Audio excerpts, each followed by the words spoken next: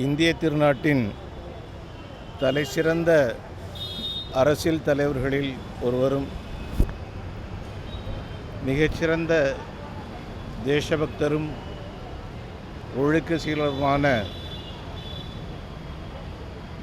ஐயா நல்லக்கண்ணு அவர்களை உடல்நலம் விசாரிப்பதற்காக வந்தேன். அவருடைய உடல்நிலை தேறி வருவதாக மருத்துவர்கள் சொன்னார்கள். மகிழ்ச்சி அளிக்கின்றது.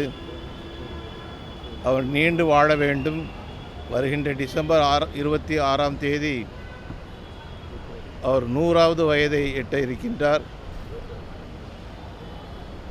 அதையும் கடந்து அவர் நீண்டு வாழ வேண்டும். அவர் வாழும் தோறும் தமிழகத்தில் மட்டுமல்லாமல் இந்தியாவில் இருக்கக்கூடிய அனைத்து அரசியல்வாதிகளுக்கும் ஒரு அரசியல்வாதி எப்படி வாழ வேண்டும் என்பதற்கான பாடமாகவும் வாழ்ந்து காட்டும் ஒரு மகானை போன்றும் அவர் இருந்து கொண்டிருக்கின்றார். அவர் நீண்டு வாழ வேண்டும் என்று அன்னை சக்தியை பிரார்த்திக்கின்றேன்.